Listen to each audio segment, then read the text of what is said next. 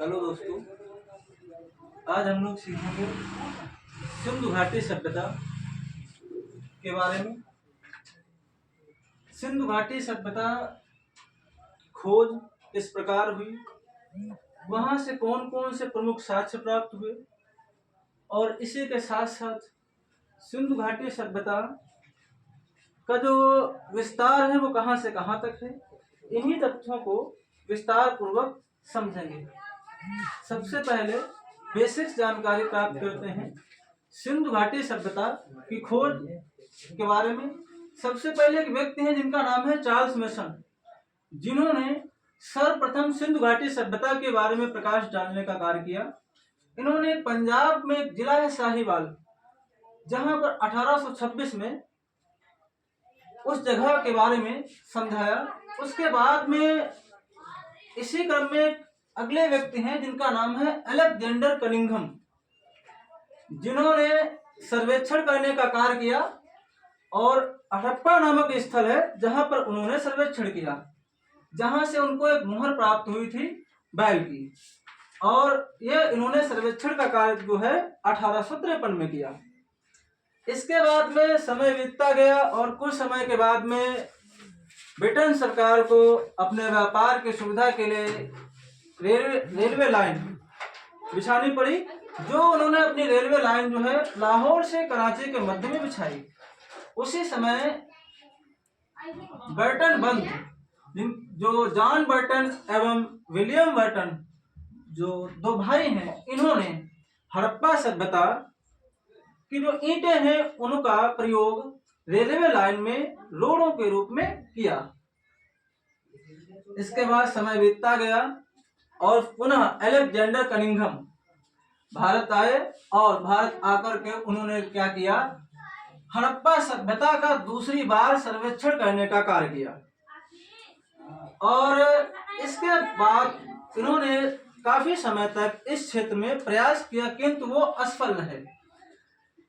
इन्होंने हड़प्पा सभ्यता स्थल का सर्वेक्षण का कार्य किया, इसीलिए इनको भारतीय पुरातत्व विभाग का जनक भी कहा जाता है। और उस समय गवर्नर जनरल लॉर्ड कैनिंग थे। इन्हीं के सहयोग से भारतीय पुरातत्व विभाग की स्थापना भी होती है, जो कि 1861 में होती है। इसी वजह से लॉर्ड कैनिंग को भारतीय पुरातत्व विभाग की स्थापना का श्रेय भी दिया जाता है। इसके बाद जब ऐसा लगा कि यहाँ से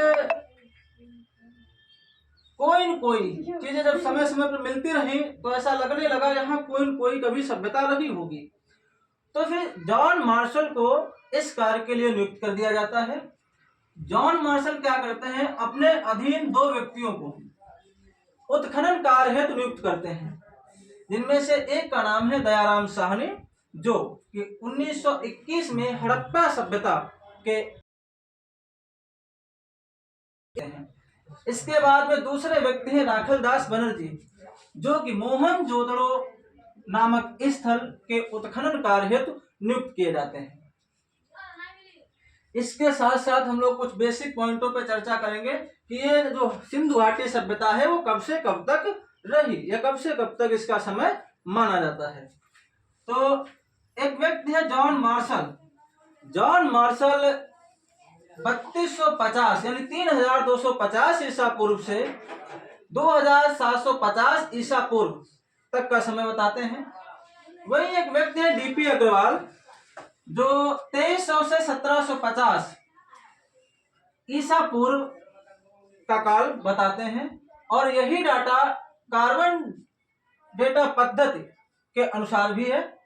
अगर ओल्ड एनसीईआरटी की बात करें तो 2350 से 1750 की बात की गई है, और न्यू एनसीईआरटी की बात करें तो 2600 से 1900 बीसी की बात की गई है।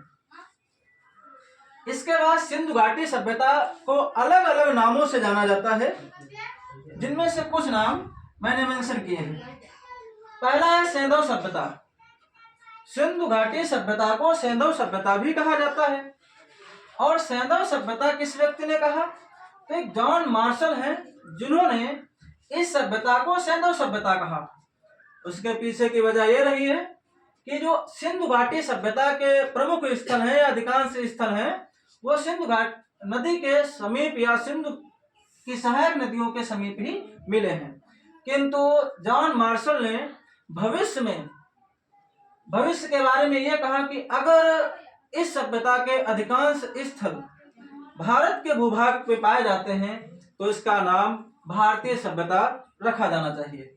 इसके बाद दूसरा नाम सिंधु सभ्यता है।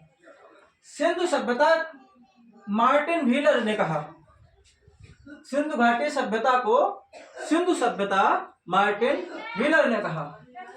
इसके बाद एक अगला नाम है जो कि सिंधु सरस्वती सभ्यता भी है, और सिंधु सरस्वती सभ्यता इसलिए रखा गया क्योंकि कुछ स्थल सरस्वती नदी के समीप भी मिले। इसके बाद अगला नाम है इस सभ्यता का हड़प्पा सभ्यता, और हड़प्पा सभ्यता इसलिए कहा गया क्योंकि जब उत्खनन का कार्य हुआ तो सर्वप्रथम उत्खनन का जो कार्य है वो हड़प्पा नामक स्थल पर हुआ, इसीलिए इस सभ्यता को हड़प्पा सभ्यता का नाम दिया गया।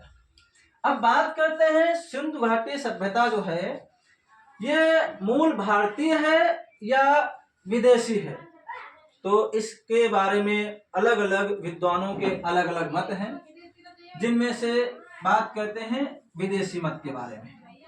तो विदेशी मत के बारे में जो विदेशी लोग हैं वो ये कहते हैं कि हमारे यहाँ की जो सभ्यता है सुमेरियन सभ्यता, तो वहां से ही ये सभ्यता जो है भारत तक पहुंची।